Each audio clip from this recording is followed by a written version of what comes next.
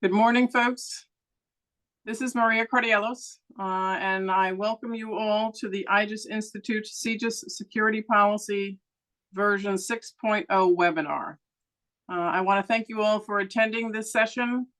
For those of you that have been able to join us in the past, you know that for 1 to 2 years, we have been supporting the Bureau with what is not only their mission and their operational objectives, but trying to support them specifically in the security and access of the criminal justice data that they not only have access to, but then share with law enforcement agencies nationally.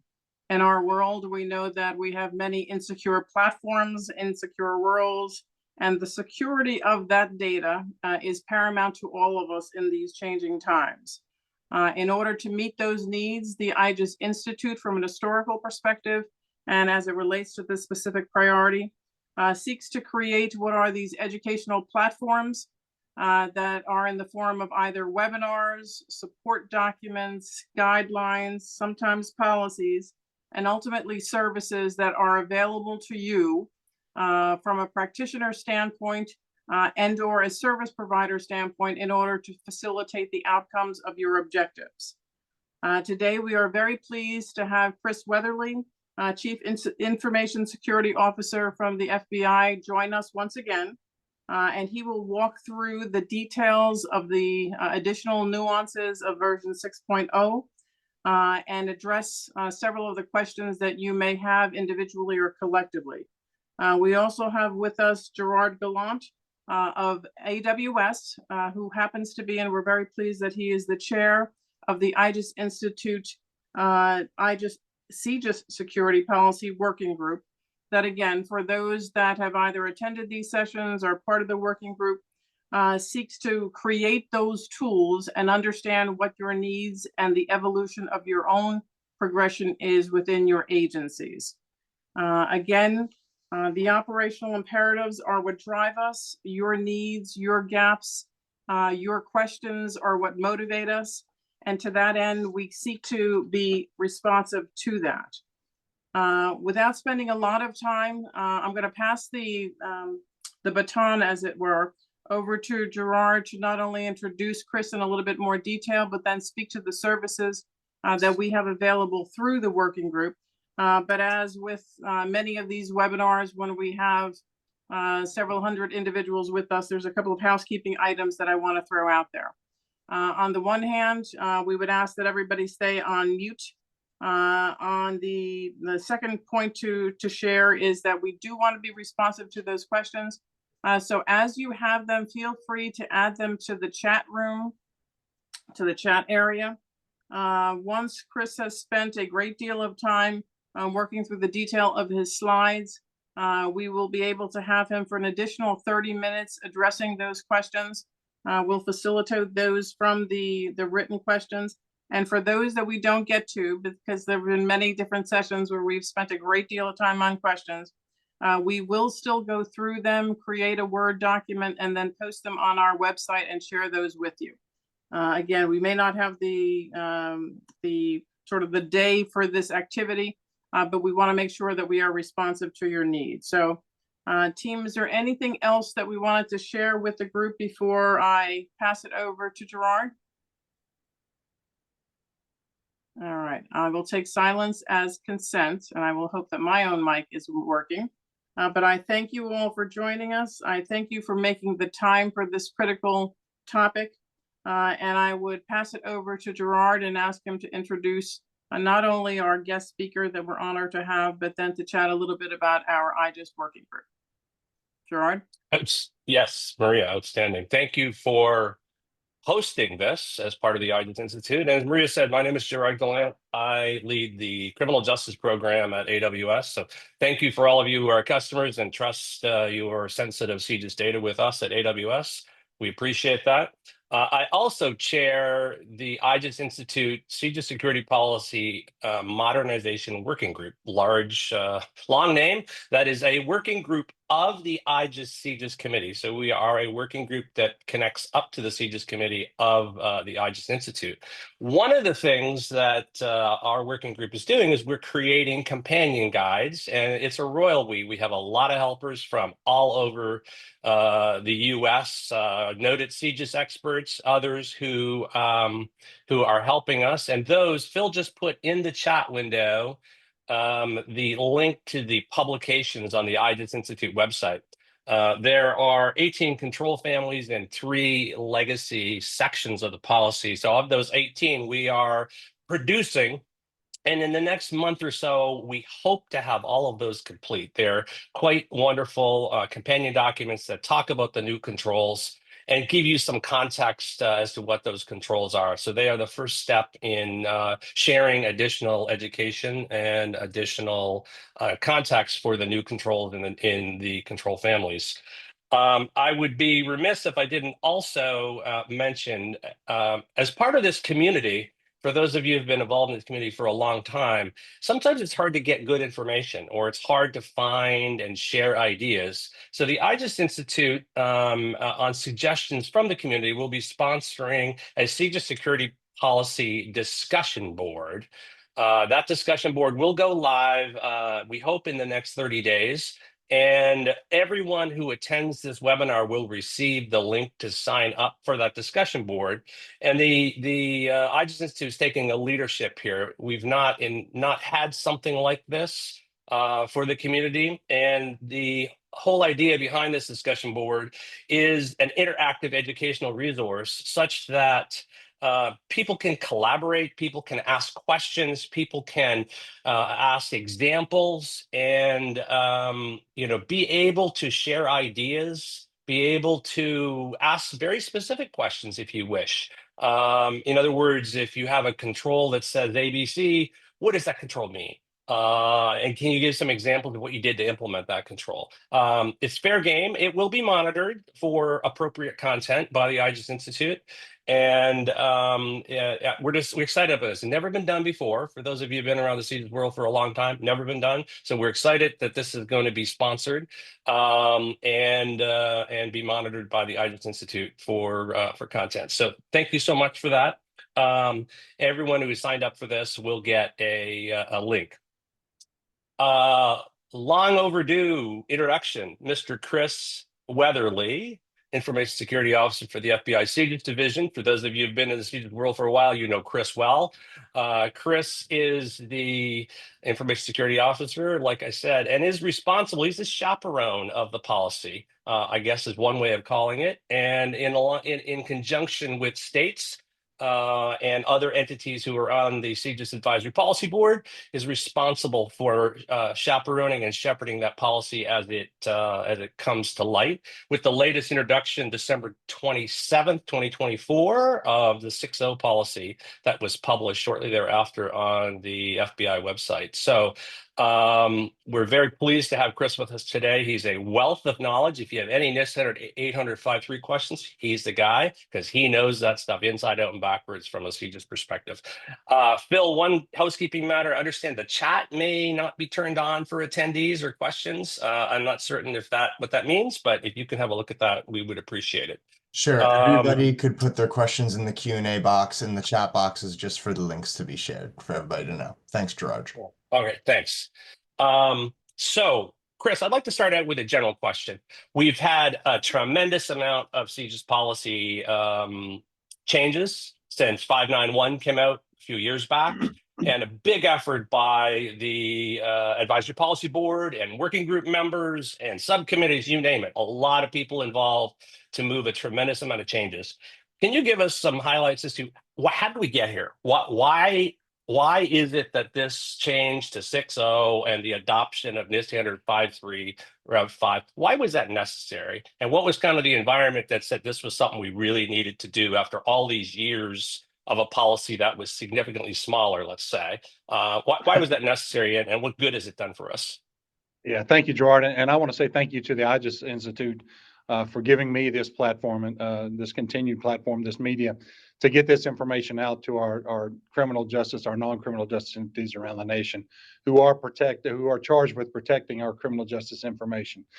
So the last iteration, the last writing of the CJIS security policy was around 2010, 2011. And it was a policy that was good for the time, but as the cyber ecosystem evolved, as agencies started going into the cloud, using cloud technologies, we needed a cybersecurity policy that would keep up with those evolving technologies, if you will. So around 2018, actually, is when a former chair of the Security Access Subcommittee and CJIS Systems Officer of the state of Tennessee, Brad Truitt, came to me and said, we need to update the CJIS security policy. And I was really glad to hear that. I wanted the notion of that to come from the advisory policy board, our people who are charged with protecting this information. In a no small part of that, let me say that as well, the Government Accountability Office was looking at this. Let me start over. The National Association of State Chief Information Officers were going to the Hill on the Congress and saying, hey, we're getting audited by CJIS, we're getting audited by IRS, Social Security, Center for Medicaid and Medicare Services, and their audits are tremendously different. Even the wording is different. So we had that audit going on as well. So that, to me, that was two things. One, we needed to update the policy to catch up with evolving technology, and it needed to be similar to a national repository of information assurance requirements. NIST 800-53 is where everything starts. And to do this, how we got to 6.0, the first thing we had to do was categorize the impact to the loss of confidentiality, integrity, and availability to the loss of criminal justice information. How would that affect the mission? How would it affect the personnel? And the APB, the CJIS Advisory Policy Board, deemed that loss as a moderate.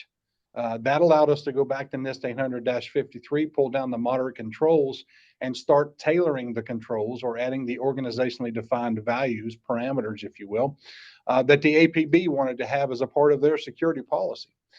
So we had a kickoff meeting during the year of COVID in 2020. It was virtual.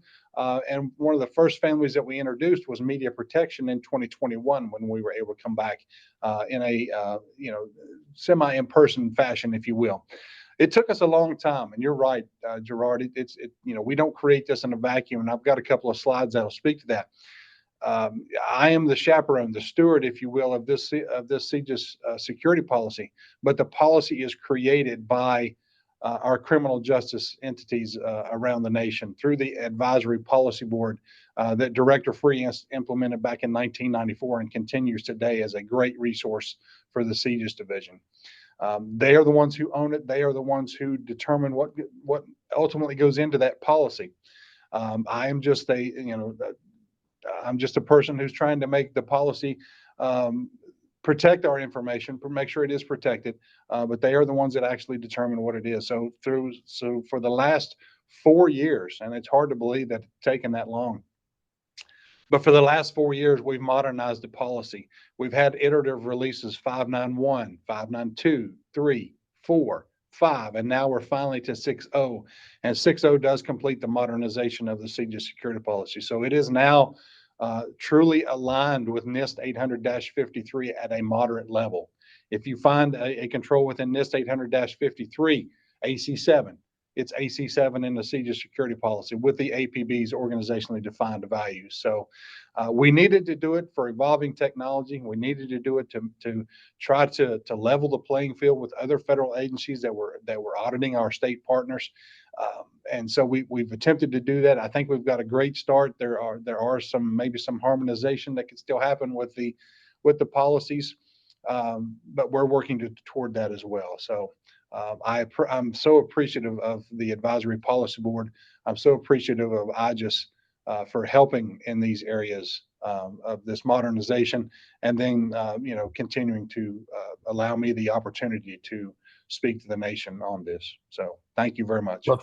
Well, thank you so much, Chris. Certainly, the great thing about moving to NIST 800-53 all in is these controls have been implemented as part of the FedRAMP program for many, many, many years. So there's a lot of really good information out in the community, maybe not necessarily in our community, but in other communities for vendors and for cloud providers and federal agencies that have implemented NIST 800-53. So there's a lot of good explanatory information that even if you search on a control, just the direct name of the control, what does the control mean? There's a lot of good stuff there.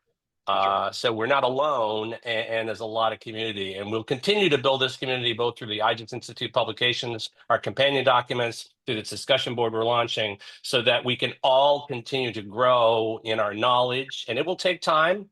It will absolutely take time. And Chris is going to cover 4 control families today, plus some ancillary control families that were impacted by 6.0.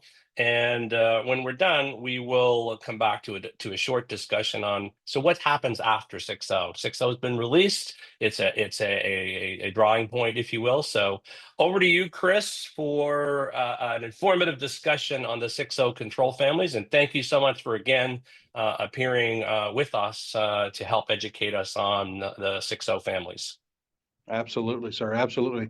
I'll just get a check here. I'm going to share one of my windows here in my briefing room just to make sure that you can see it. Good to go. Okay, so first and foremost, spring is upon us, which means the blossoms are busting out, which means pollen is in the air. Chris has a little tickle in his throat today, so you may see me taking some drinks of water. So I hope you're okay with that. I am going to turn my camera off during the presentation so that we don't have bandwidth issues or anything like that. So we'll go for that. But so right into excuse me, right into the CJIS Security Policy version 6.0. If at any time the screen stops sharing or you're having trouble hearing me, please do not hesitate to stop me so that we can get that corrected. So into the CJIS Security Policy 6.0. So one of the first things that I brief when I'm out speaking about the CJIS Security Policy, and I get this question asked a lot, when does the CJIS Security Policy apply? The CJIS Security Policy applies when you are dealing with, when you're processing, storing, transmitting criminal justice information.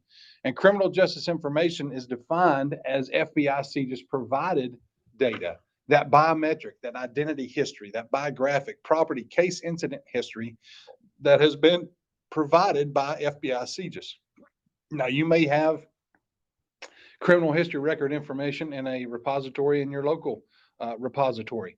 If it doesn't contain FBI CJIS provided data, the CJIS Security Policy doesn't apply.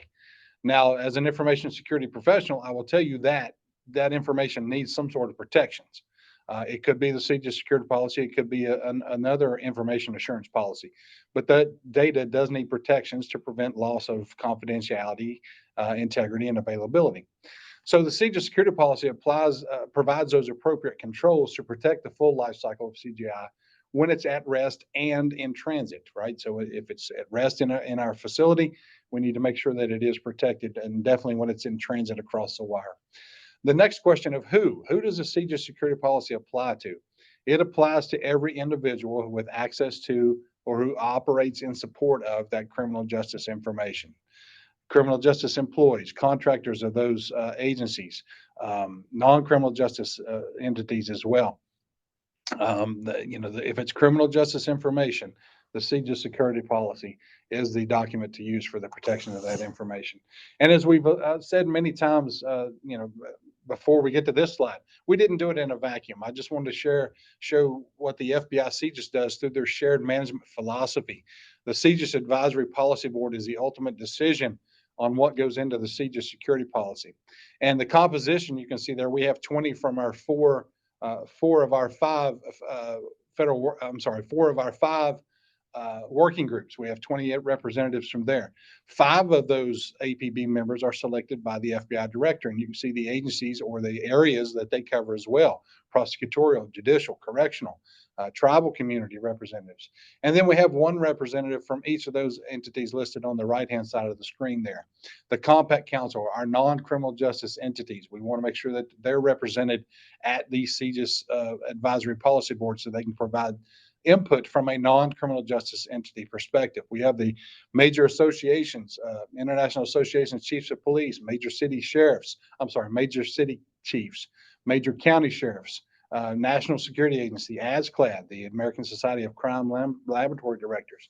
We want everybody's input into the creation of this policy. And this is not just for the CJIS Security Policy. The CJIS Division takes recommendations from this group here on the management of our information systems within the CJIS facility. Those recommendations are then pushed to the director of the FBI for his or her approval. And only when the director approves it is when it becomes policy or it is enacted upon within the CJIS division. So rolling right into the last 4 security control families that were modernized. We have assessment, authorization, and monitoring. Historically, that was called certification and accreditation, and then the NIST 800-53 maintained that CA nomenclature, if you will. So that's the way the policy is laid out. That's the way NIST 800-53 is laid out. In each of the security control families, we have the -1 controls, I call them, and they are policy and procedures. For assessment, authorization, monitoring, for personnel security, for identification and authentication, all of these control families, there needs to be a policy and the procedures how to implement that policy established. Those policies and procedures need reviewed at least annually. One of the things I often mention is that if your state CJIS systems agency has a policy for any of the 18 security control families and you can inherit that, i.e. use their policy, do so. Please do so. You don't need to be creating your own policy if the state already has one. Inherit that policy. Likely you will have to create your own procedures of how your local agency is meeting that policy, but definitely inherit the policy from the state CJIS systems agency. Again, review that annually. The assessment, authorization, and monitoring family, you can see here, we're looking at, okay, we've implemented these controls upon our systems. Now, how are we determining their effectiveness? And then we do that through control assessments. You know, we're selecting the appropriate assessor. We're developing that control assessment plan that describes the scope of actually what we're going to do. Which controls and control enhancements are we looking at? What are the assessment procedures? Who's the team? You know, what are their roles and responsibilities? And lastly, we want to make sure that the CJIS systems officer or the SIB chief or the interface agency official, whoever signed that CJIS user agreement, is okay, has reviewed and has approved this plan, this control center plan going forward. Continuing that, we want to assess the controls that we've implemented on our environment. Make sure that they've been implemented properly. Make sure that they have, that they haven't been impacted by evolving threats. We're looking for this, and when I say we, the APB is looking for this control assessment to happen at least once every 3 years to determine the impact. Are they operating as intended? Are they producing the desired outcome? And as you finish up this control assessment, some of these controls will seem like a no-brainer. Produce that control assessment report and then provide that to the individual who executed the CJIS user agreement. Or who is in contract with the FBI. That would be mostly on our non-criminal justice side with our channelers. But we want to make sure that those results are given to your CJIS systems officer, your SIB chief, your interface agency official, and because they are ultimately the responsible party for the protection of criminal justice information within their area of purview, if you will. So we want to make sure that these results are getting to those personnel. If you have a CJIS information security officer, and the majority of the country states do, make sure that individual is getting these control assessment reports as well, so that they can determine, you know, the effectiveness of the implementation of controls on your system. Before we start exchanging information, criminal justice information, there needs to be some sort of agreement and a handshake between the two agencies that says, this is criminal justice information. This is how it needs to be protected. Now, the CJIS division does that through executed CJIS user agreements. Everyone that we have a direct connection with, there's a CJIS user agreement in place for that agency. Generally, the CJIS systems officer, the SIB chief, or the interface agency official is a signatory on the remote side, and the assistant director of the CJIS division signs a user agreement here locally. So we have agreements with everyone who has direct connectivity to our facility here in Clarksburg, West Virginia. At the state level or at that SIB level, whomever has direct connects with you, there needs to be some sort of criminal justice agency user agreement in place between those before you share that information. If we're doing it for agreements for non-criminal justice use of CRI, criminal history record information, The Compact Council has the Security and Management Control Outsourcing Standards for channelers and non-channelers. That is the document that they use.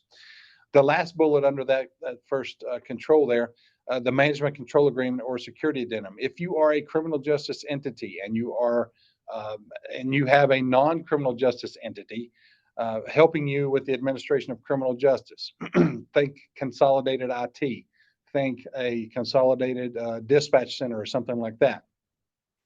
There needs to be a management control agreement in place with the non-criminal justice government entity.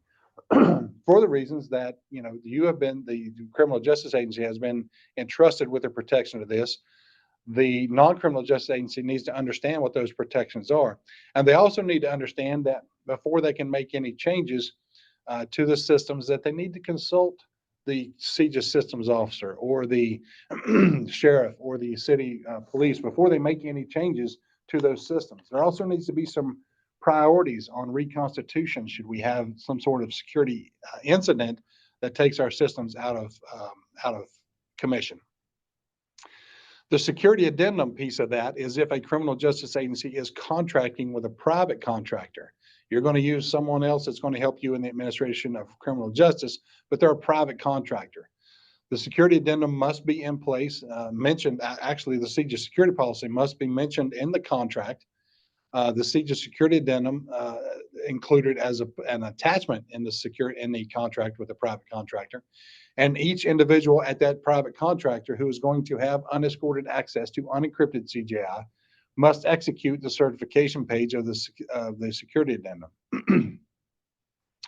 And what we're doing is a part of each of these exchange agreements, we're defining what is the interface characteristics, what are the security and privacy requirements. The CJIS security policy are those, the controls and responsibilities for that system, and the impact level of the information communicated. Again, the impact level to the loss of confidentiality, integrity, and availability for CJI is a moderate level.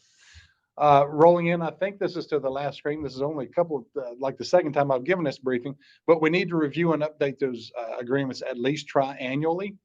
Or if you have a signatory change, if someone at your consolidated IT shop who's responsible for making sure that those systems maintain CJIS compliance, if that person changes, it only behooves us to make sure that the new person coming in is aware of their responsibilities so we don't lose that compliance with the CJIS security policy. Lastly, if you don't have, talking about secondary dissemination, if you don't have an information exchange agreement with someone to share this information, you need to log that dissemination of criminal history record information. It is your responsibility to make sure that that recipient is authorized to receive it, but we need to make sure that it is tracked somehow through that secondary dissemination.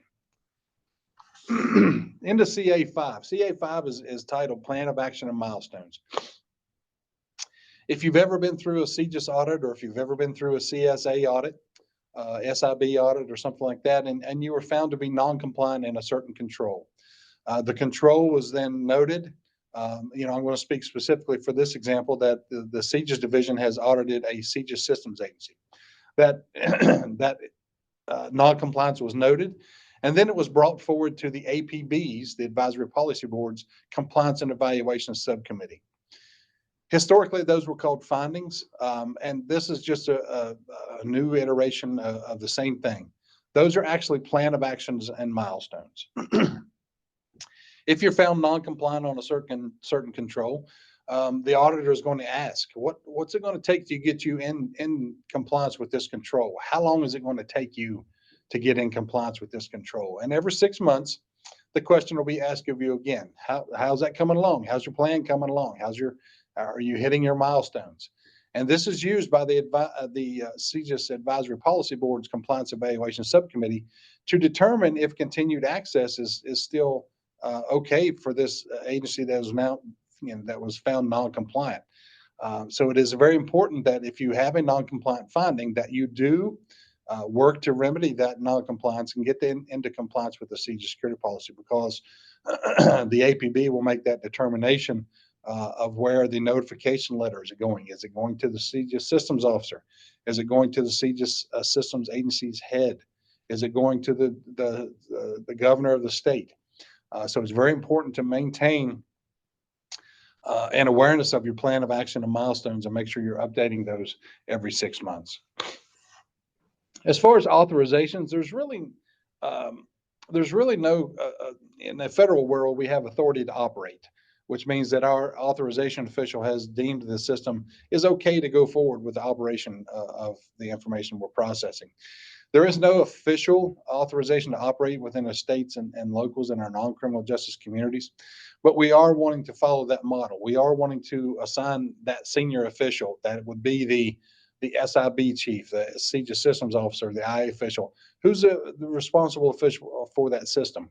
We want to make sure that the common controls that it's talking about there in the second bullet, that is the inherited controls that I talk about often.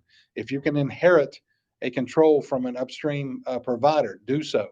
We just need to make sure that the CSO, SIB chief, or IA official is the authorizing official that says, yes, this can be inherited by those downstream of my connection.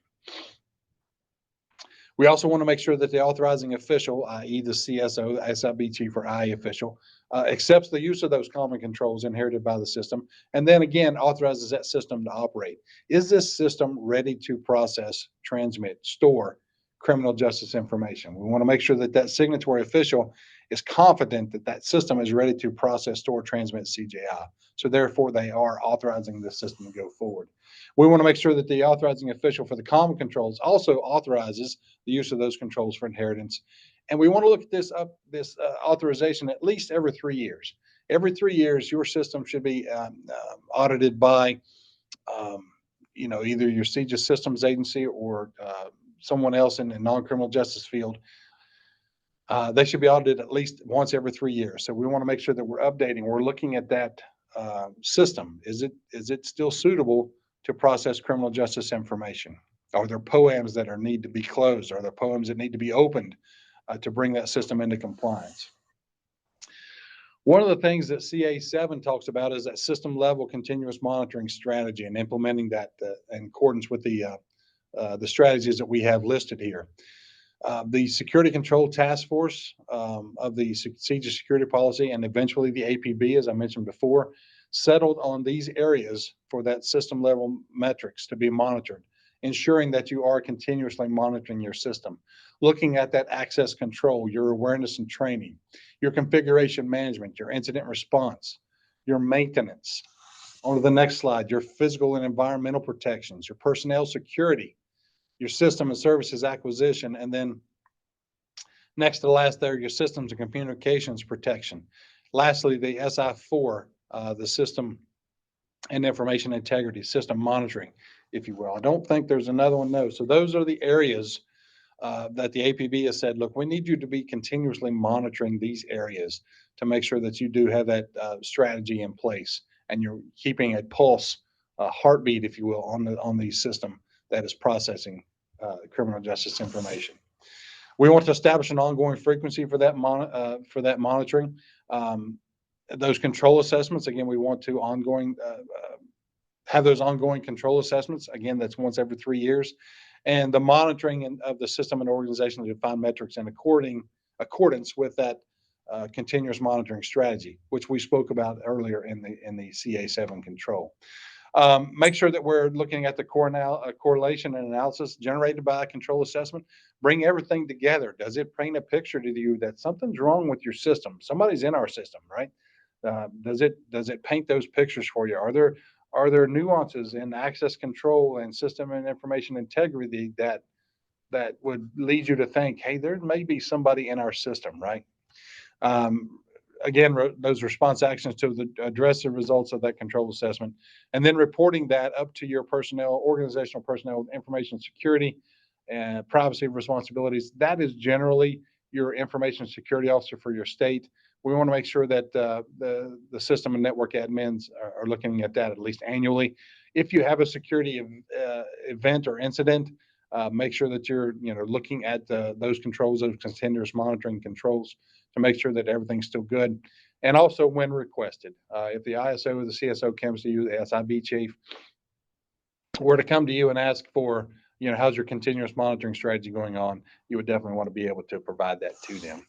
We want to make sure we have independent assessments. And the way we accomplish this in our community, we have employing independent assessors to monitor those controls.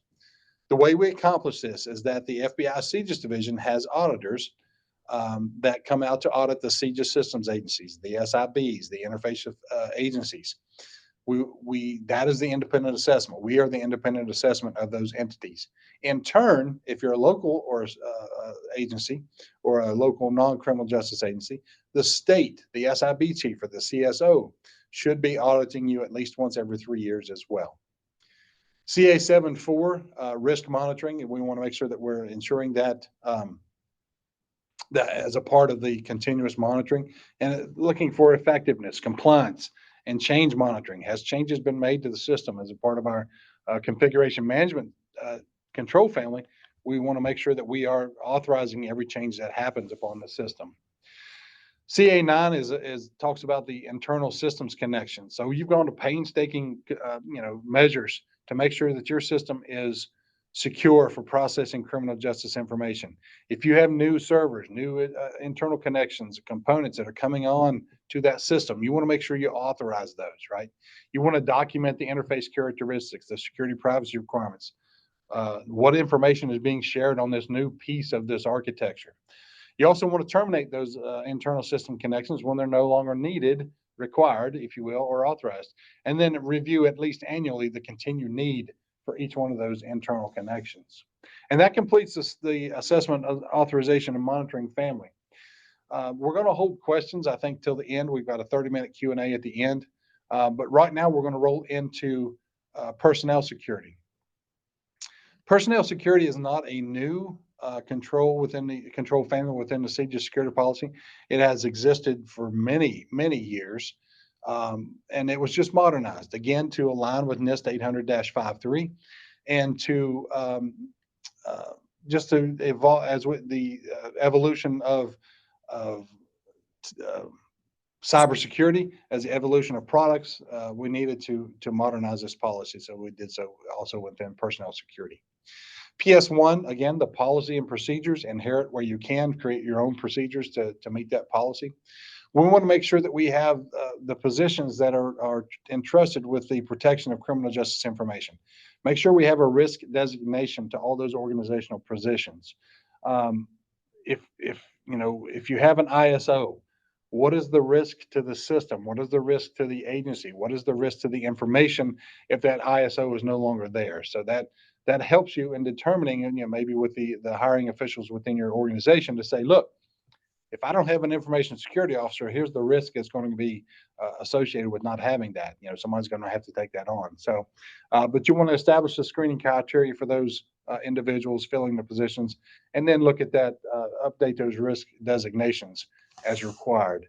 PS3 is definitely not a new control, and many across the nation are familiar with it already. But this is screening. This is providing the fingerprint-based background check for anyone who has unescorted access to unencrypted criminal justice information. You want to do a state of residency, a national fingerprint-based records check pursuant to that FBI-approved authority, such as a federal statute, or if you have a state statute, a public law 92-544 for your non-criminal justice sides. The second bullet I want to draw attention to is agencies without that approved statutory authority that authorizes or requires that civil fingerprint-based records check on personnel with access to CRI, they are exempt from this requirement, which means that if you don't have the ability to conduct those fingerprint-based background checks on someone in the non-criminal justice world, someone who's reviewing the responses from the fingerprint-based background check or something like that, if they're not, that population is not specifically named within your 92-544 state statute, you do not have the authority to screen those. Now, we will tell you that you should probably look to change the 92-544 so that we don't have personnel who have not submitted to a fingerprint-based background check are reviewing those. So we want to make sure that we are looking at the criminal history for those people that is reviewing that criminal history record. But we want to make sure we have the authority to do so. The rest of PS3 gets into the variances, and it talks about the authority that the CJIS systems officer has, the authorized recipient official, the IA official has when something is found. Is there a record at all? Is there a felony? Is there a misdemeanor? Is there a what we like to call a naked arrest, an arrest that doesn't have a disposition? That's what the rest of PS3 does. It gives these variances and it walks through several different types of variances and different examples that can be used by the CJIS systems officer to either approve or deny access to criminal justice information. One of the last things that I want, or one of the things I want to draw out on this particular slide is the very last bullet, not a hiring and firing authority, only the authority to grant access to CJI. Now, what does that mean? If a local agency has someone they have submitted for unescorted access to unencrypted criminal justice information, and the CSO has made the determination that, you know, based on criminal history, based on the severity of the criminal history, the recency of criminal history, criminal activity, this person should not have unescorted access to unencrypted CJI. And that's where the authority stops. That doesn't say that the CSO can say, yes, this person can work at that local agency or not work at that local agency. It's not a hiring, firing authority. It is only the authority to grant access, unescorted access to unencrypted CJI. So it's I want to be very clear on that one. These are some variances, you know, looking at the CSO, their designee, you know, that access to CJI would not be in the public interest. You know, they're going to deny that as well. And then lastly, we want to maintain a list of personnel who have been authorized that unescorted access to unencrypted CJI. We'll make sure we have that copy and we provide it up to the CSO, authorized recipient official or the IA official. Last part of PS3 talks about the rescreening of the individuals, the authority, whatever screening you had, authority you had to screen the individual in the first place up in PS3 A1. That authority must exist for the rescreening as well. The CJIS security policy is the baseline policy for the protection of criminal justice information. Many agencies have implemented a 5-year rescreening for their personnel that have that unescorted access to unencrypted CJI. A lot of states have implemented wrapback to keep a constant pulse on that person's criminal history record information. But the point on the non-criminal justice side that I want to make is, does the 92.544 authorize that rescreening as well? So make sure whatever authority you use for the initial screening also allows you to rescreen those individuals. We have people that you know, no longer work with our facilities, either by their choice or our choice, right? So upon termination of that individual employment, we want to look at their system access, making sure that we disable that system access within 24 hours, terminate or revoke any of the authenticators' credentials they had, conduct an exit interview that includes a discussion of to say, hey, you know, once you're leaving this job, you really shouldn't discuss criminal justice information or personally identifiable information on the outside with those people who don't have a need to know. You want to retrieve all that organization or that security related, system related property, and retain access to those organizational information and systems formerly controlled by that terminated individual. Did they have files? Did they have system architectures that they had exclusive access to? Make sure that you maintain access to that so that you don't lose that institutional knowledge when this person decides either to walk out the door or we walk them out the door ourselves. Now, the flip side of that, people transfer within their agencies and everything. And if they do, I'll try to wrap this one up pretty quick. Do they have the same need to know? Is their new job, do they still have the same need to know, the same level of access that they had before? Do they need more? We just need to look at that, make sure that we're talking with our system and network administrators to make sure that the job they're going into has been properly reviewed and they have the access they need, and we have revoked access that they no longer need. So that's what PS5 and the personnel transfer speaks about. Before someone gets access onto your system, we're looking at access agreements. This is if we had the ability to see the related controls on PS6, I'm not guaranteeing, I'm a betting man, so I would bet that PL4 would be associated with that as well. PL4 is that rules of behavior. Before you get access to the system, the identity should be signing a rules of behavior. They should know, hey, somebody's watching my activities. They could be recording my activities. My activities are going to be audited.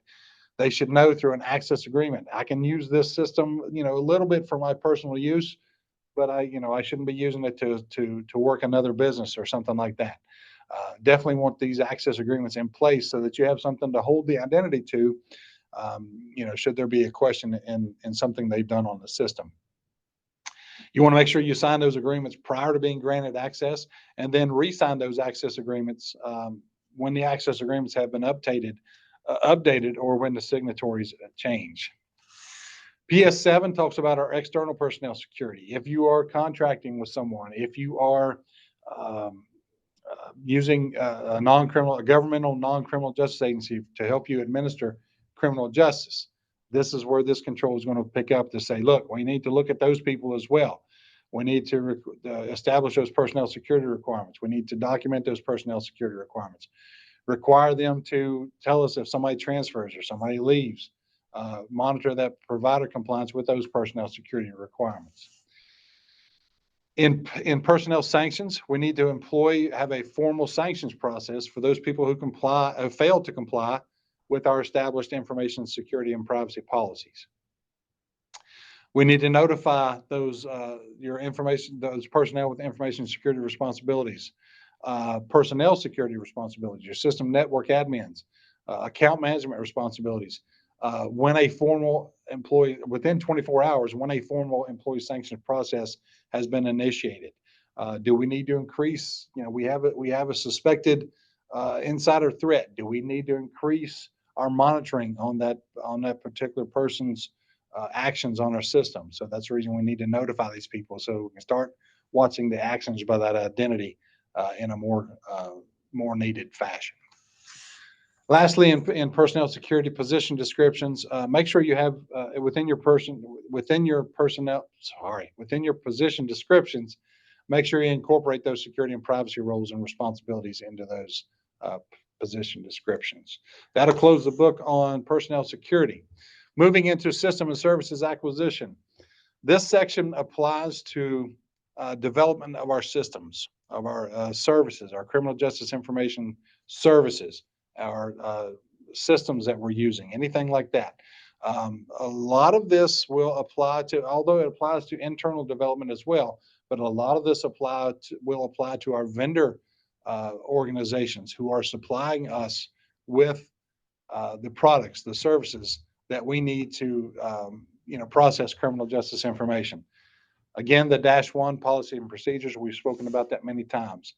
SA2 was kind of a confrontational issue within the APB, and all it's saying is that make sure you have some budget set aside for your information security, and that's what this control was saying. Just make sure you have that set aside. Determine and document to allocate the resources required to protect that system, and then make sure it's a part of your organizational capital planning, your investment control process. SA3 gets into the system development life cycle, and this is where we get into the development of, maybe it's an internal service, or maybe an external developer or company has provided us a product. But this is where we get into those, what are they doing during development of that product? Acquiring, developing, managing the system using that agency documented SDLC that incorporates that information security and privacy consideration, that has a CJIS security policy in it. Make sure the roles and responsibilities are documented throughout the system development lifecycle. Identify the individuals who have those responsibilities, and then integrate those organizational information security and privacy risk management process into your SDLC activities. Another area that it's not the federal government that's telling you what exactly you must say within a contract. We're just kind of saying it's the APB saying you need to include these pieces within your contracts. You need to include the CJIS security policy as your security and privacy functional requirements, right? You need to provide those strength and mechanisms requirements, those security assurance requirements, the controls that are needed to satisfy the privacy requirements. Again, the APB is not saying it must contain this language. but they're saying it must contain these sections within that where you're addressing these things. Requirements for protecting security and privacy documentation, a description of the system development environment and the environment in which the system is intended to operate. Allocation of responsibility, right? Who's responsible for the information security responsibility? Supply chain risk management, another area that we'll get into here shortly. And then what is the acceptance criteria? If you contracted someone to build you a product, what does good look like to you? What is the acceptance criteria? What must that system do before you take delivery of it? And a lot of this puts the onus of making sure that we have CJIS security policy compliant products onto the developer, the provider of those products. It's much easier to create a deficiency when the product is in development versus when it gets into production.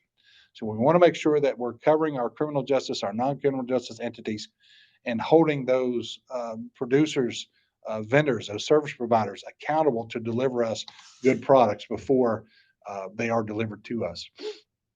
As far as the functional properties and controls, require that developer of the system to provide a description of the functional properties of the controls to be implemented. Which security control is this addressing? Design and implementation, require the developer of the system, it's going to give us a high-level design and a project plan that addresses the sufficient detail to permit the analysis and the testing of controls. All right, they just don't just deliver us something and say, yeah, it's good. Demonstrate to us, design, give me that high-level design, show me what it's doing and how it's addressing the controls, and allows me to test the controls.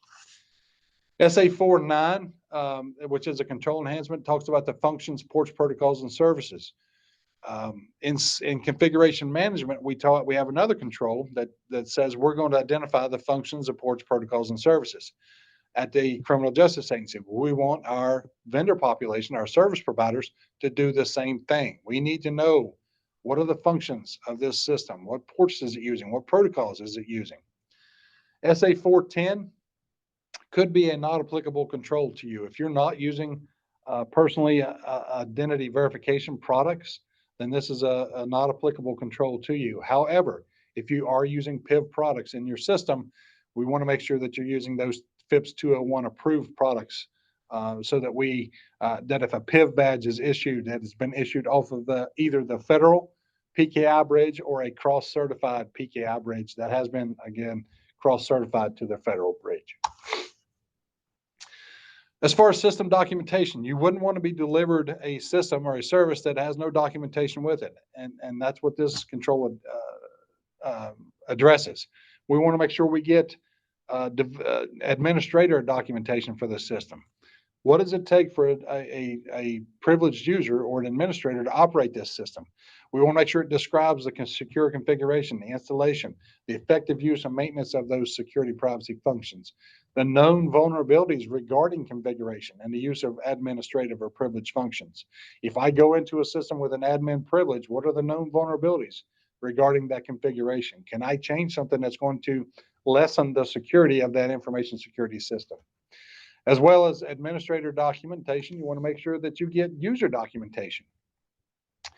Again, that's going to look at that user accessibility, security, privacy function, but at a general user level. That user documentation for the system, for that methods for user interaction, enables individuals to use the system. What does this system do? What does this button do? What is it?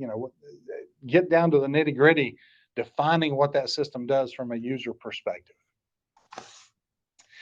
And you want to document the steps to obtain that system documentation. If you're having a vendor do that, of course, they're providing it to you. But you need to seek ways to get that information if you don't have it. And that's the reason it says conducting those web-based searches in response to that. And then ultimately, you want to distribute that documentation to those organizational personnel with system and services responsibilities. SA 8 is security and privacy engineering principles. During your design, your development, your implementation, your modification of the system and system components, making sure security and privacy engineering principles are there, making sure the CJIS security policy is always in the mindset of whoever's developing that service. SA 33 talks about minimalization. If you're developing a new system, like an internal system, and you need data, that will help you determine if a functional requirement is operating properly. That's okay. We need good data. We need at least reasonable data to make sure that the system is operating as it should be. We want to implement the privacy principle of minimalization, though. We don't want to have real data on a non-operational environment. We don't want to have real data on a system that may not be compliant with the CJIS security policy, because that opens it up to loss of that information. So we use that through minimalization. SI 12 also talks about this in another security control family. It talks about obfuscation of the data. It talks about synthetic data or dummy data that can be used in these operational environments. Maybe it produces, is it Chris Weatherly and here's his birth date? Maybe it is, it comes up to be Gerard Weatherly and some other birth date. You are getting the correct data, but it's not the actual person. And that's what these controls are actually speaking to here. SA 9, it talks more about the external system services. If you have someone doing these, the administration of criminal justice for you, again, the management control agreement, the security addendum for a private contractor, non-criminal justice side, those outsourcing standards for channelers and non-channelers, making sure that they have the CJIS security policy included in those following agreements. They know the CJIS security policy is applicable. Here's how I implement it. Here's what, I'm going to be, I must be responsible to protect this information. How do we check on that? We do that through employing the following processes. We're looking at all agencies that have access to CJI, permitting an inspection team to conduct that appropriate inquiry. At a minimum, triannually auditing those external service providers. Have the authority to conduct unannounced security inspections. The last one, number 4 here, talks about having the authority to accept another CJIS systems agency's physical inspection of a facility. Our cloud service providers, they have facilities all around the U.S.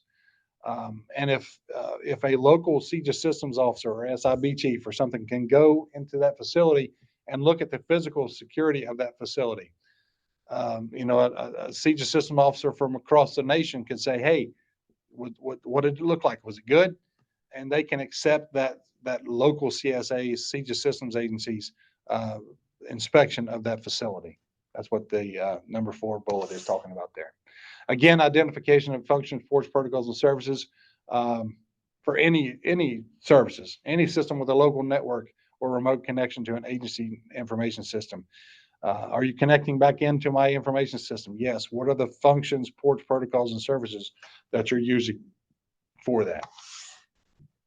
We want to make sure that our developers are practicing good configuration management, that they're performing configuration management during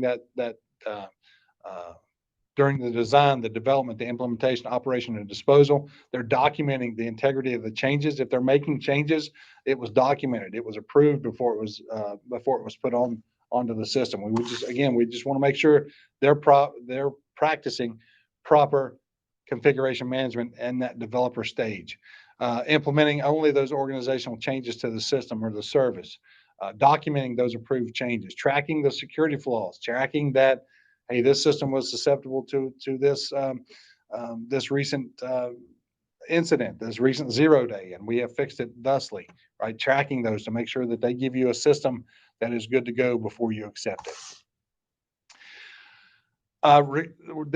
Talks about the developer testing and evaluation. As they're developing this system, they're continuing to test it to the CJIS security policy, developing and implementing that plan for ongoing security and privacy control assessments, performing that system and regression testing at a level of comprehensive testing. Comprehensive is defined in Appendix A of the CJIS security policy.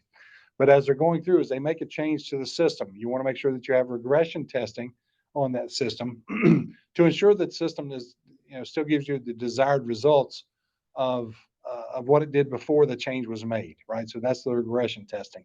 And then provide evidence of that execution of that assessment plan, of that testing. Implementing a variable flaw remediation process and correcting those flaws during that test and evaluation is also the last part of SA 11 here. The development tools, the processes, the standards that they're working with as they develop your tools, do they explicitly address the security and privacy requirements? Identify the standards and tools that are used in that development process. Document those options, those tool configurations. Manage the integrity of the changes in those process tools that are used in development. Review those tools so that make sure that they are satisfying the CJIS security policy during that design, that development, the implementation, operation, and disposal. Looking at the criticality analysis, require the developer of the system to provide a criticality analysis at the following decision points in that SDLC. Again, the design, the development, the implementation, and operational, and making sure they're doing that criticality analysis at a comprehensive level of rigor. The last control within the system of services acquisition is one that's been in the security CJIS security policy for a while. We wanted to get this one in here early because we didn't want agencies using, again, the CJIS APB, didn't want agency using unsupported hardware and software products. So SA22 talks about if you have, let's say you're using Windows XP still, Microsoft stopped supporting Windows XP back in 2014. They are not going to be providing you security patches and hot fixes for Windows XP. And they're not going to, you'll not have, this speaks to the second bullet, you'll not have the ability to go back to Microsoft to say, look, I'm using Windows XP, here's some extra money, please make sure that you're maintaining, security patches on this. They're not going to do that. So you need to get off the system hardware, firmware, software that is no longer supported by the original manufacturer or that you have original vendor contracted support on. So the vulnerabilities will continue to exist on these products, but the manufacturer will not be producing fixes to that. I see the applause. Good deal. I like it. It's the first time I get applause during a security briefing. That wraps up security system and services acquisition. Now the applause is really coming. Let's go into the last one, supply chain risk management. And this was a control family. It has, you guys are making me blush now. The security policy, this is brand new to the CJIS security policy. It is not something we've had in place. It has, the supply chain risk management family has 12 controls in it, to include the controls and the control enhancements. The APB, again, this is where the APB comes into play here. The APB was not willing to accept some of the controls within the supply chain risk management. They sent it back to committee and said, Chris, you take this back into committee and figure out these implementation, figure out how we do these things. Just don't levy the requirement on us until you can tell us how to implement.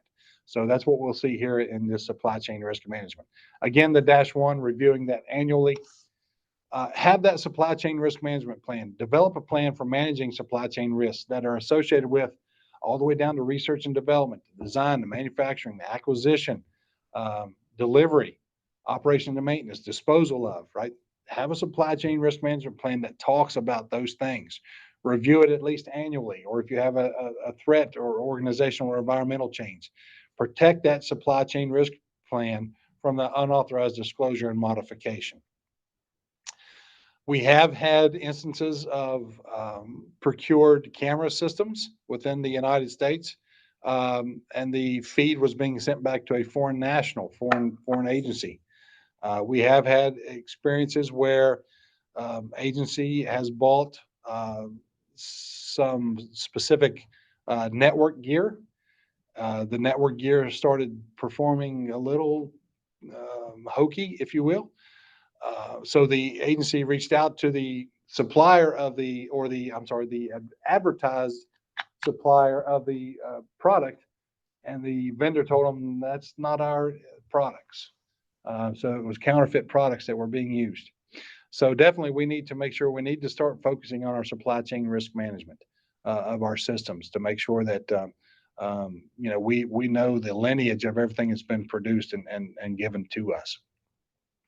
There has been also an example of where a BIOS, the basic input and output system on a particular system, The person that reported to me said the BIOS had been flashed 3 times from the time they picked it, from the time they selected it for delivery to until they received it. So obviously it went through something before it got to the recipient. So supply chain risk management, definitely something we need to start considering in our communities, establishing that supply chain risk management team that supports, information technology, contracting, all those business functions that you can see there. But we definitely need to start implementing, start getting into the mindset of supply chain risk management.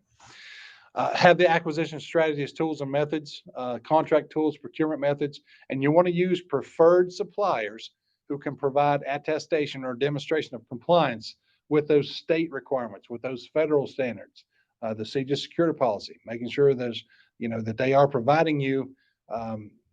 My deputy, Jeff Campbell, talks about the requirements companion document, calls it the stuff without the fluff, making sure that your provider, service provider, provides attestation that they can help you meet the CJIS security policy, right? We've used that with several vendor personnel or vendor companies around the nation. Make sure they can attest to that. Notification agreements, make sure you have agreements and procedures in place in that supply chain for your system, that if there happens to be a compromise at one point in that supply chain, that you are being notified of that. The inspection of systems or components, those systems that are used to process, store, CJI. Make sure you're inspecting those systems, upon your initial procurement, and periodically as needed to detect tampering. Making sure it's coming from a legitimate source. After you've got it installed and maybe there's tamper-resistant seals on it, have they been removed? Have they been cut? Have they been messed with? But definitely looking at maintaining that awareness of those systems or components. And then lastly, in the supply chain risk management family, we're looking at component disposal. If you have components that have processed, transmitted, stored criminal justice information, the APB advises you to look at the media protection security control family to determine how to dispose of properly those items that have processed, stored, or transmitted criminal justice information.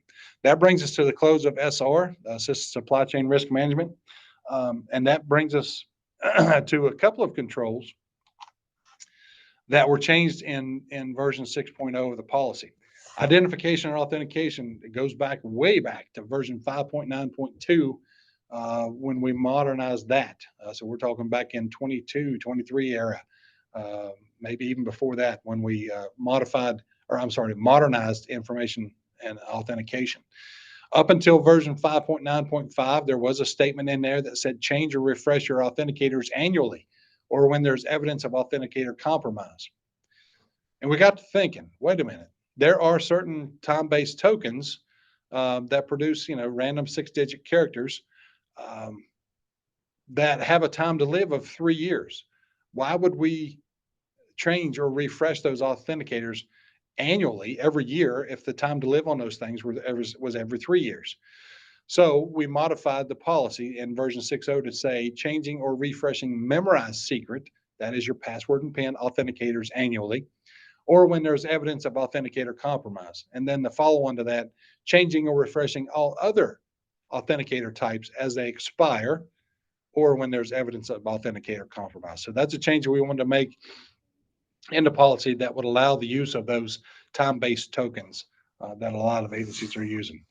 One of the other changes we made in the CJIS Security Policy 6.0, in the appendices of the document, there was Appendix J and Appendix K that was listed as supplemental guidance, titled thusly, Non-Criminal Justice Agency Supplemental Guidance, Criminal Justice Agency Supplemental Guidance. It was almost like a Cliff Note version or a slick sheet of, okay, if you're a non-criminal justice agency, here are the pieces of policy you need to meet. And they were used not only as supplemental guidance, but as a end-all be-all. A non-criminal justice agency or a criminal justice agency would get audited and have non-compliance with the CJIS security policy, and then point to Appendix J or K to say, but I followed these directions.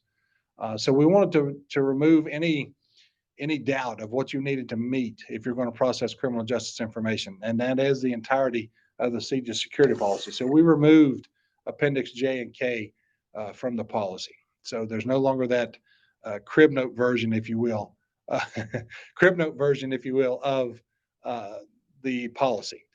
Now, as Gerard was mentioning before, the IJIS Institute has created some of these documents, more concise documents, talking about the individual security control families. But within the CJIS security policy, we do not no longer have those. I want to speak a little bit to the prioritization of the controls within the policy. I think this presented first in version 5.9.5, but it definitely carried over into 6.0. As we brought forward this, and I've heard people describe the CJIS security policy as massive, voluminous, this huge document, and they say it, as a burden almost. How do we implement this thing? How do we even go about eating this elephant, right? So the APB come to us and said, Chris, we need to figure out a way to attack this thing. How do we implement this thing? How do we do it? So we took that off and we, provided some analysis to it. And we said, let's identify a subset of controls for immediate implementation that would significantly reduce your risk. For those other items, apply a zero cycle audit for those remaining controls, and then create that priority tiering matrix to assist in the implementation during that zero cycle audit. So the step one, we looked at controls for immediate implementation, and we went off and used the MITRE attack data. We worked with Inlets on this, some of their engineers, security engineers out there. And we cross-mapped the MITRE attack data to 800-53 Rev 5.1. That is the CJIS security policy, to that moderate baseline. And we looked at the known and active exploits out in the wild and said, which security control within the CJIS security policy would combat that exploit? And as you can see there, one of the examples, the MITRE attack data listed 332 attacks that are associated with SI4. So definitely that would make that a priority one control. There was an average risk score that was developed, and the average risk score became 54. And if any of the controls that had that average risk score of 54 or higher were then defined as a priority one. And that resulted in about 73 controls in the control enhancements scoring above that average. Now, again, these are priority one controls that need to be on your system that immensely reduce your cybersecurity risk. So those are the ones you need to focus on first. This is a list of those controls you can see within access control. There's many, right? The continuous monitoring that we just spoke about, the configuration management family that's in the policy, identification and authentication, multi-factor authentication, IE2, definitely a part of that. Vulnerability monitoring and scanning, maintaining that pulse and the risk assessment family. System and communications protection, the SC family. System and information integrity, SI. Those are the priority one controls. These need to be on your system now. You need to have these on your system, making sure that you're reducing your cybersecurity risk immensely. Now, what to do with the rest of the controls? So the APB, we put in front of the APB. They said, what if we did a zero cycle of those modernized controls, which were not existing? Not existing meaning they were not a part of version 5.9 before we started the modernization, and they're not identified as priority one. And that was roughly 56% of all the controls. What if we set a zero cycle that they would only be sanctionable after the zero cycle audit period? And that audit period is 1 October 2024 to 30 September 2027. What this means is that if your agency becomes under a audit from the CJIS division, if they discover you are non-compliant with a control that is not existing, and they're so noted within the policy, a part of version 5.9, or they're not a priority one. So we're looking at a true priority 2, 3, or 4, not existing, priority 2, 3, and 4. During that time period, during that audit period there, the zero cycle time frame, the non-compliance will be noted, but it will not be brought forward to the compliance evaluation subcommittee. By the time the zero cycle ends, everyone in the country should be audited by the CJIS division within that 3-year period there. By the time that 3-year period ends, the APB, expects all of the controls within the CJIS security policy to be implemented. So again, priority ones and existing, those are controls that were part of version 5.9 on your system now, you will be audited to those, you will be sanctioned to those. If it's a non-existing priority 2, 3s, and 4, you will be subjected to the zero cycle time frame. The compliance, non-compliance will be noted, but it will not be brought in front of the compliance evaluation subcommittee at that time. But again, the period ends 30 September 2027. Anytime you're audited after that date, full compliance with the CJIS security policy will be expected. Lastly, we looked at that, creating that priority tiering matrix.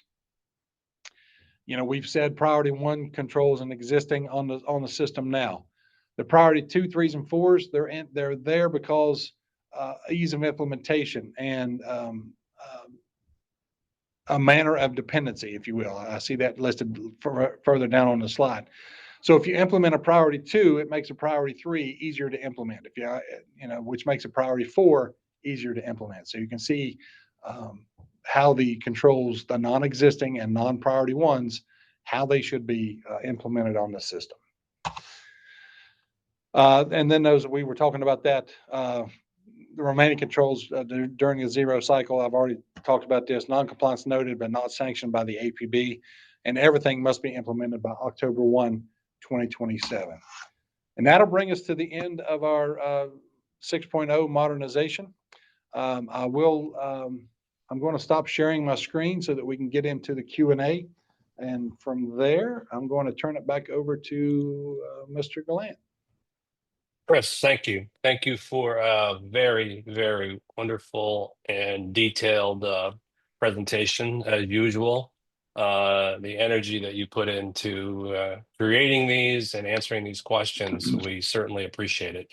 While you take a quick breather, I wanted to tackle a very small topic if we could.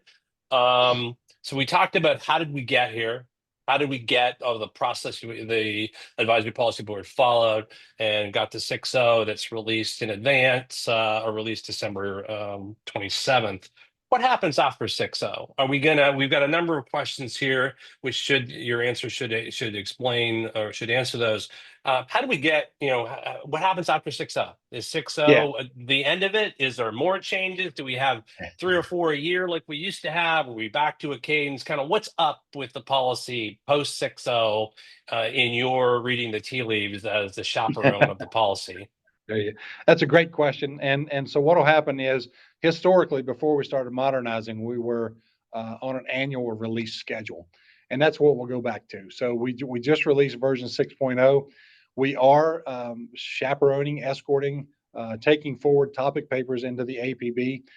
This round of the APB, there are some things that that were brought forward by the community, things that we missed, you know, in our review of the CJIS security policy modernization, that we had just pushed them off to a parking lot, if you will. So now we're trying to play catch up with those items. And we are taking those to the CJIS Advisory Policy Board and the Compact Council this round. There are also other topic papers that have been submitted by the community that we are looking at for next round. So what will happen is we will go back to that cadence of releasing the policy on an annual basis. We just released version 6.0. I don't anticipate version 6.1 coming out until June of 26, or at least the spring of 26 is when that would be accomplished, because it'll capture everything we've done in the spring of 25, everything we've done in the fall of 25, all the APB and the compact recommendations, director approval, put that into version 6.1 in the spring of every year, starting with 2026. Thank you. So certainly the massive pace of change that we've seen slows down, and agencies and software vendors and everyone in our community has time to implement and Yes. understand and seek guidance and move forward, with a stable policy, if you will. We're talking at least for a year plus at this stage of the game, if we're thinking spring, sometime 2026. Roger that. Yes, sir. All right, awesome. I'm going to lead you through questions as best I can. Okay. So some interesting things. There are some IA questions that I'm not going to cover. They're IA related to previous webinars. If we have time, we'll get to them.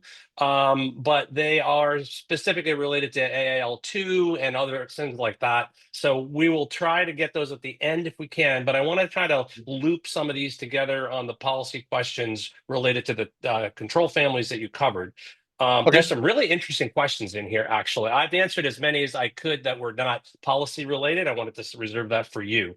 Let's talk personnel security first. I support 5 different CJIS agencies as an external IT department. Each one of them wants my fingerprints from myself and my staff. Can that be consolidated so that only one department takes them? I'm assuming this is the same agency, central IT, supporting lots of ones in a county or a state or something like that. Yeah, so I would actually look back to the is it truly within state, or is it a vendor that is providing that and being asked by different states? Generally, the answer to that is, a fingerprint-based background check is a point in time evaluation of the criminal history record information. So, if we have vendors who support multiple CJIS systems across the nation, and each one of the, I've heard that before, that why can't we not have a vendor clearinghouse, if you will? And we can't do that because that point in time criminal history records check is necessary to determine if that agency requires, or if that individual meets the expectations for unescorted access to unencrypted CJI. If the question is coming from an in-state, definitely I would like to hear more about that. You can send those questions to iso@fbi.gov. If it's in-state, I think we could probably work on a solution for you. But if it's definitely something that you're supporting outside of your state, that the answer is yes, you must be fingerprinted each and every time. Yeah, I think it was related to internal IT departments supporting many criminal justice agencies. So each agency wants to fingerprint the IT department 5 times inside a given city or municipality. I think your answer is there's ways to work around that, so you only do it once inside a given state. I would like to evaluate that a little further, but I think we can find a way to yes. This is a great question. Next one relates to personal security also. Is it only IT contractors, vendors that need to sign a security addendum, or is it everyone with unescorted access, like housekeeping staff, phone techs, I'll add air conditioning, you name it? I think that's a great question. Yeah. So if the criminal justice agency has a contract with someone who has unescorted access to unencrypted CJI and will be exposed to that, the security addendum must be a part of that contract, and each person who is going to have that unescorted access to unencrypted CJI must execute the certification page. So think of it as it's a non-governmental private contract agreement. So if you have a contract in place and they're going to have unescorted access to unencrypted CJI, security addendum must be within the contract, and each person with that unescorted access to unencrypted CJI must execute the certification page. Thank you, Chris. I'm going to follow on with another PS question. Would an employee that can look at application error logs or configure cloud applications, like setting up admin accounts or settings within the application before CJI goes into information systems, require a background check? So it sounds like we're talking about someone who's developing a system or looking at that before criminal justice information goes into the system. Do they have the ability to create accounts? Do they have the ability to configure anything on the system? You definitely want to make sure that you're looking at that person from a personnel security background to make sure that they're not nefarious in their actions. But if they have administrative rights, privileged user access, the ability to configure the system that's going to be processing criminal justice information, yes, I would definitely look at them from personnel security. And just as a follow-up to janitorial staff as an example, so if HVAC contractors, janitors, if they have potential access to criminal justice systems in your environment, they must be background checked and do a security addendum. Is that true? So I would say that would be background check because they may have the unescorted access to the physically secure location, but they are not assisting in the administration of criminal justice. And the administration of criminal justice is defined in the Code of Federal Regulations, pretrial, apprehension, detection. They are not helping with that. So that would not be a security addendum needed in that particular instance. They would need to be, if they have unescorted access to the physically secure location that is processing criminal justice information, definitely a personnel background security check and security awareness training prior to getting that access. So the key is unescorted access to unencrypted criminal justice information. For the personnel security piece of it. Yes. If they're, Yes. if they're, right, if they're going to be assisting in the administration of criminal justice, that's when the security addendum comes into play. Okay, thank you. If you use wrapback, continuing on the PS controls, would you have to rescreen every 5 years? No, the answer to that is no. What wrapback does is it allows you to place a flag on that identity that if anything happens, changes in that criminal history, that whoever implemented the wrapback and whoever is noted as the point of contact to be notified would receive notification if something would happen in that identity's criminal history record. So if you have wrapback implemented, you would not need to do the 5-year rescreening because you're actively, continuously monitoring that individual's criminal history record information. And additional question along that lines, at what interval does SecPol 6 require personnel rescreening to occur? So it just says rescreen using the authority that you used before up in PS3A1. The cadence of rescreening was removed from the policy. Historically, it said every 5 years, but we want to make sure that we're very transparent here. The CJIS security policy is a baseline minimum controls. Agencies can go above and beyond that. They just need to have the authority that they used up in PS3A1 for that rescreening. So you can, I mean, if you want to rescreen every year, that's entirely up to you. The CJIS security policy just recommends rescreening, but it doesn't set forward a cadence. Okay, thank you. And likewise, related to the wrapback question, where you didn't have to rescreen every 5 years, what about updating fingerprints if you have wrapback? That's a wrapback question that I can definitely, if we can put that as something to answer.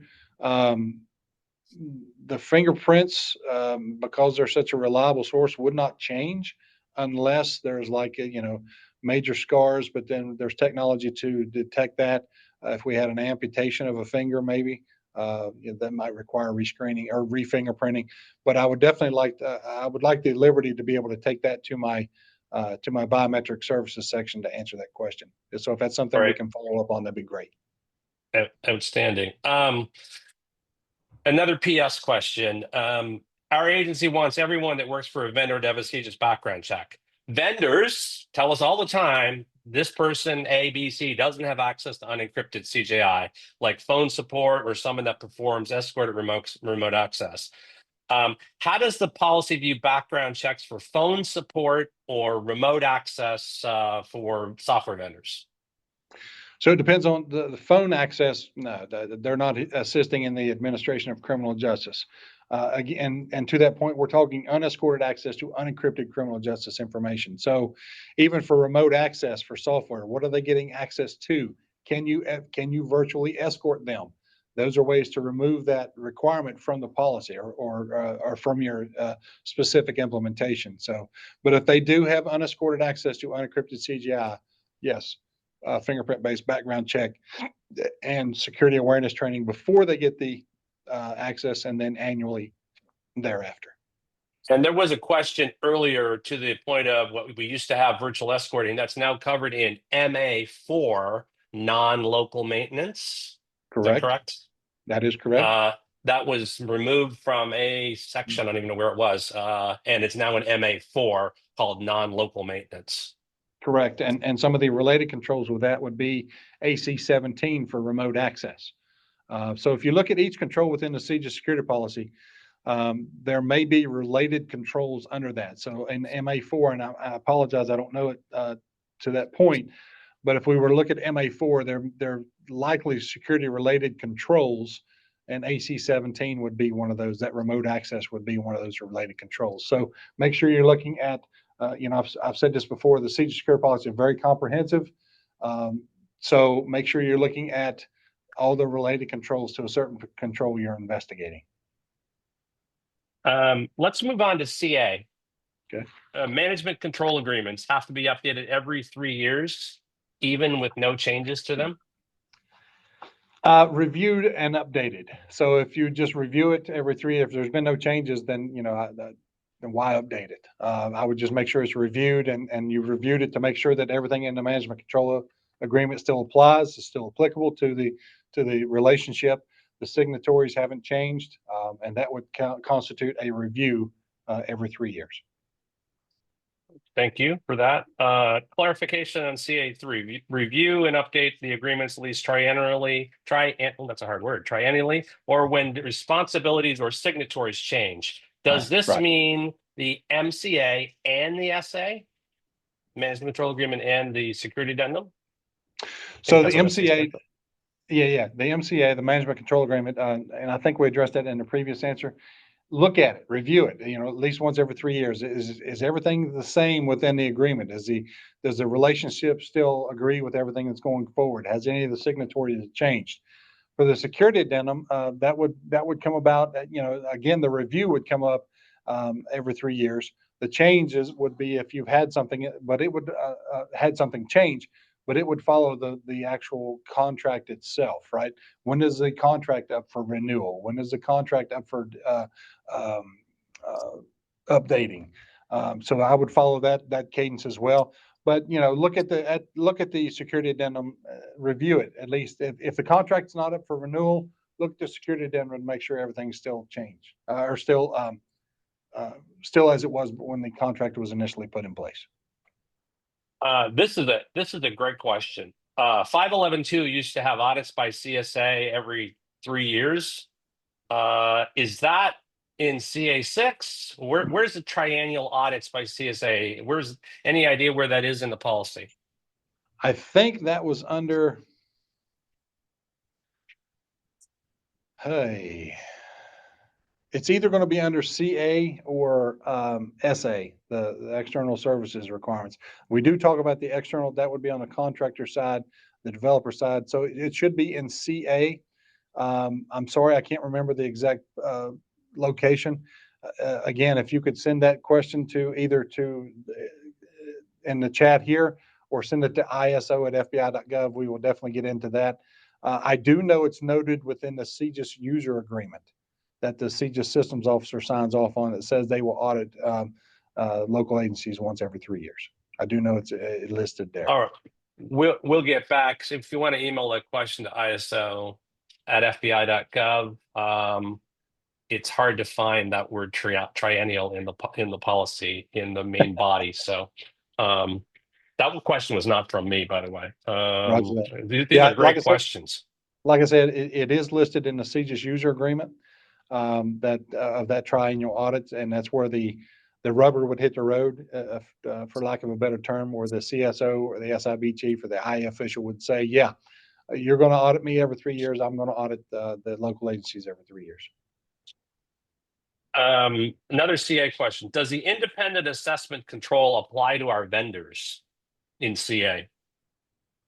The independent assessment control would be the agency auditing their vendor. That would make sure that you meet the requirement.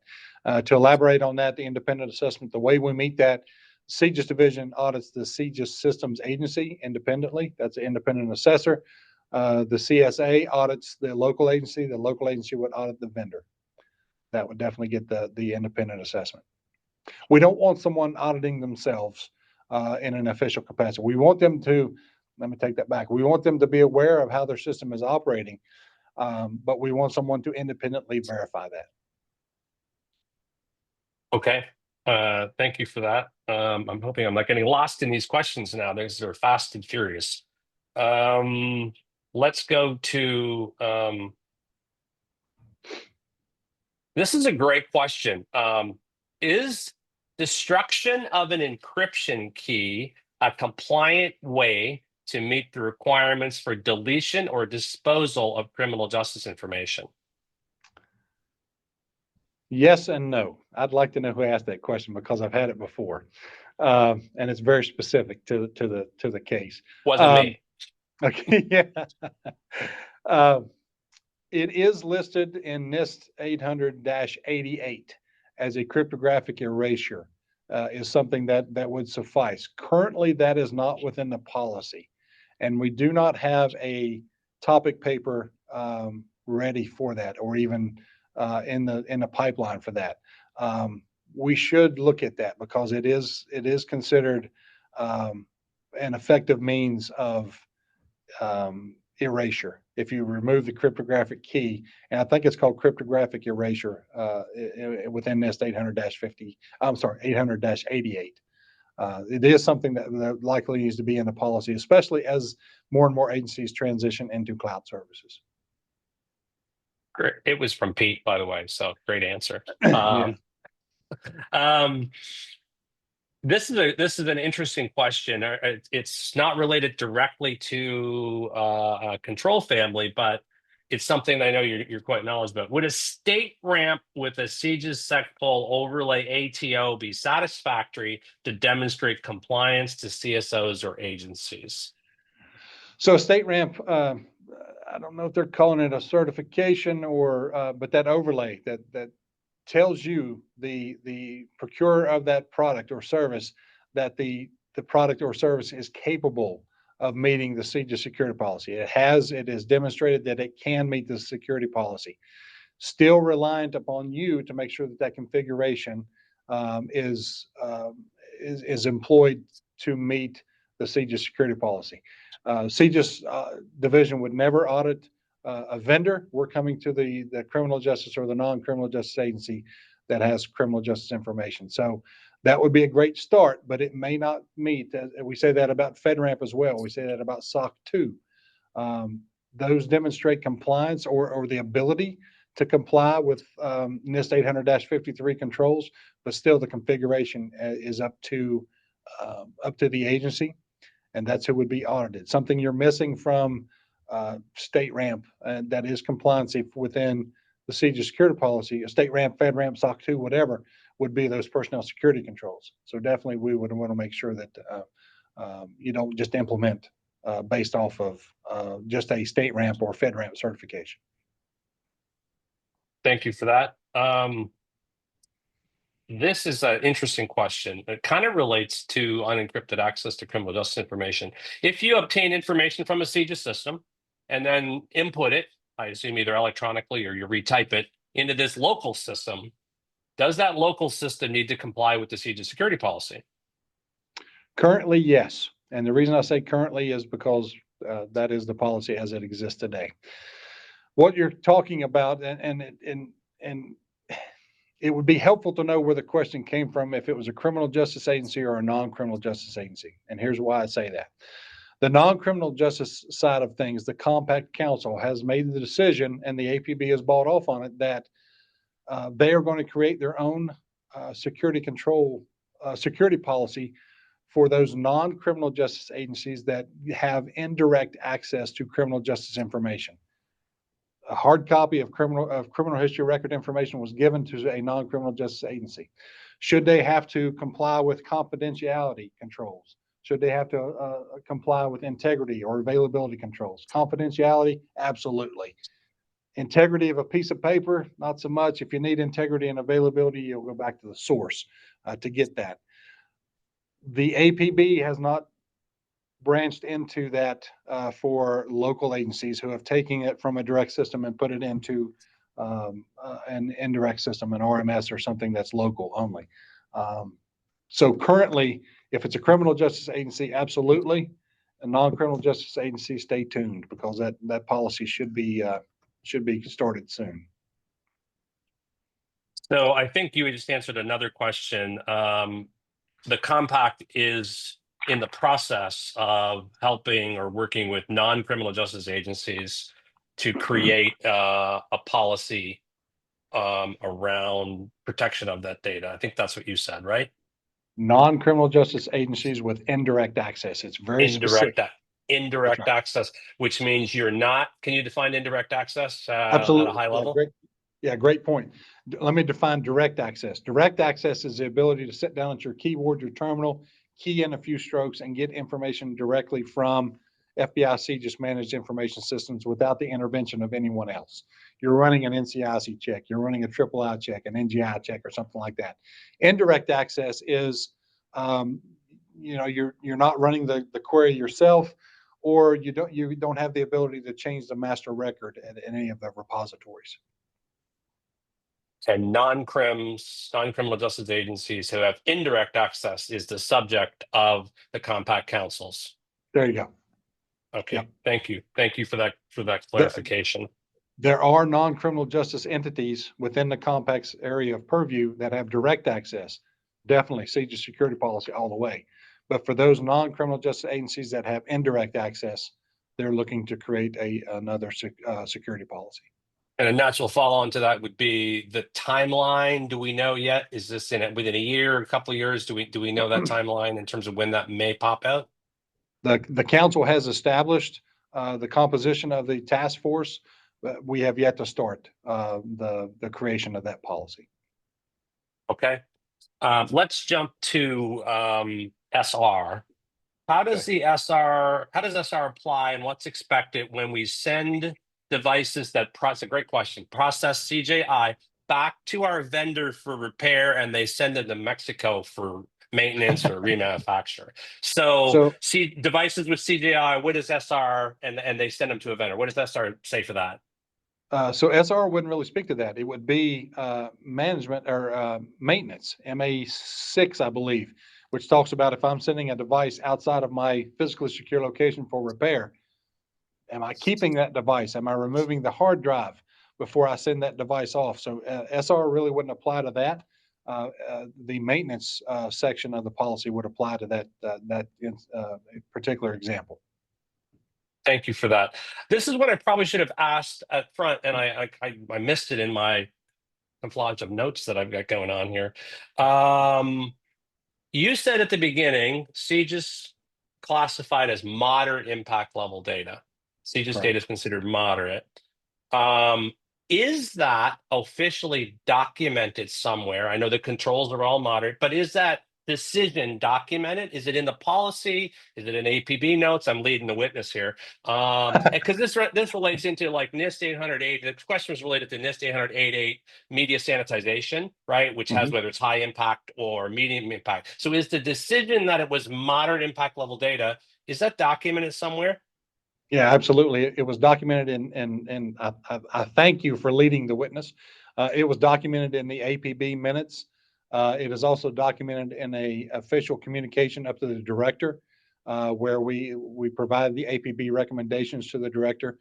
So definitely the APB categorized it at moderate. We sent that recommendation to the director. The director signed off on it, thereby making it policy. Is it noted within the CJIS security policy? I'm going to say yes.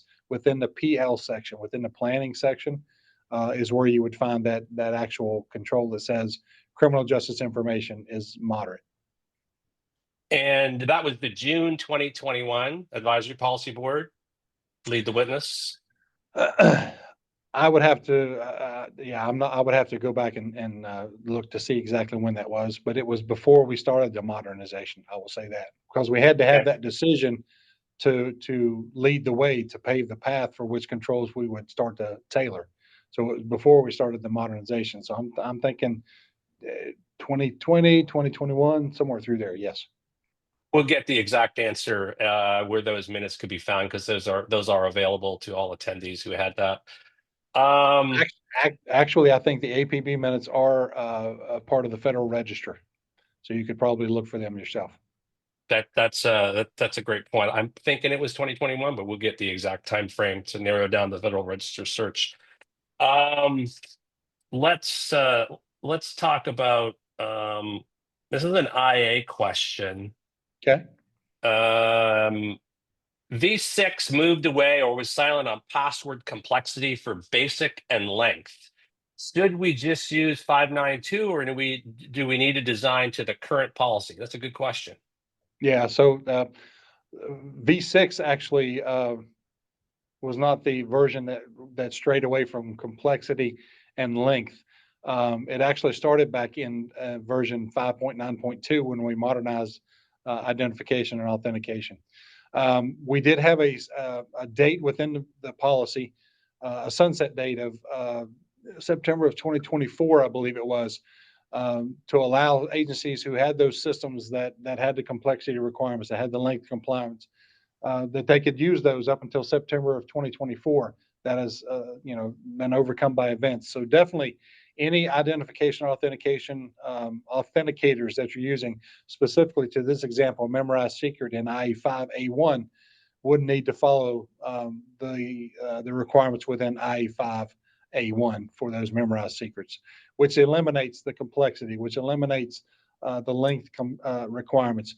It does bring about a banned password list, though. There are, let me speak to the length. There are a couple of controls that do speak about length, and they are generally we find them in the PIN requirements, the personally identifiable number, identification number, something, I forget the acronym there. That if the subscriber chooses, the identity chooses the PIN length must be 8 characters. If the verifier chooses it, it can be 6. But for passphrases, for passwords, if you will, we wanted to move, again, the APB and the community, wanted to move to longer passphrases, something that was easier for the user, the identity to remember. But we did implement or bring about the banned password list. So you need to make sure that your memorized secrets that are passwords are subjected to this banned password list to make sure that they haven't been previously breached or something like that. So we don't want to use previously breached passwords on our systems. And we got some good comments that the moderate is actually listed in RA-2 under security categorization, which is, right. I just double checked the policy, and it says moderate is there. So you don't need to go search in the Federal Register. It actually says in RA-2 that moderate is the framework. So thank you for that. Let me go through, see, we're approaching the 30 minutes here. Can you just one more time, we had this question a couple times, zero cycle, what is it, where did the 3 years come from, and what does zero cycle really mean from an implementation of controls perspective? Yeah, so the 3 years the time period, the 3 years came from the triennial audit cycle, where the FBI CJIS division would go out and audit the agency once every 3 years. So that's where the time period came around.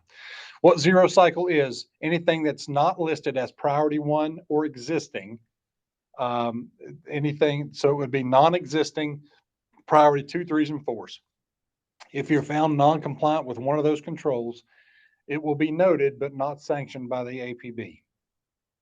By the time the zero cycle ends in 1 October 2027, the APB is going to expect all systems processing criminal justice information to have all controls implemented within the CJIS security policy. And the 3 years, I think you said this, the 3 years was determined by the policy board and agreed to that would be the time frame? Correct. The 3, absolutely. We put that in front of the policy board for their decision. The suggestion we made to them was that it aligned with the triennial audit cycle, which is what the FBI CJIS division does. Okay, great. One last question, and then we'll leave the floor to you for any follow-up or any other particular items. It's a great question. SA9 triennially audit all external service providers which have access to information systems. Does that mean an agency has to audit their CAD or their records vendor or any other vendor that has CJIS data at a minimum every 3 years? So we're looking for those things that you have private entities helping you with the administration of justice. So if your CAD or RMS, if it's something you have on-prem, then definitely not. But if it's a cloud solution, that may be something we want to look into just to make sure that the cloud solution that they provided to you is still compliant with the CJIS security policy. So definitely, I would look at that at least every 3 years. and maybe more with the evolution of cloud, how fast cloud can change. So it depends on the implementation. If it's a local implementation, likely not, because it's not considered an external service provider. But if you do have your CAD or RMS as a software as a service and a cloud service provider, it's something you should consider, yes. Thank you for that. We will get written answers to these remaining questions out to you. First of all, Chris, thank you for being on the hot seat for 30 minutes and also for 2 hours of lots of questions and lots of great input. Is there anything else you'd like to address, kind of in summary of where we are, how we got there, and just anything other additional comments that you would have related to all the work that's done over the last 5-6 years on this topic? Thank you to everyone who participated in the modernization. It's been a long road. It was 4 years of modernizing the policies. So to any criminal justice entities, any non-criminal justice entities that are part of the APB or the compact, thank you so much for your support, for your helping me chaperone the policy, facilitate the policy. Thank you to IJIS for providing this medium for me to put this information out to the criminal justice entities and the community. Let me just say it that way. Non-criminal, criminal justice communities, it doesn't matter. Thank you to that. And I'm just very appreciative of the support and that we were able to do this modernization. It was highly overdue, I think. But as we said earlier, there's more to come. So look for the next iteration sometime next year. So. And I would add, if you're interested in understanding deeper, how does all this happen?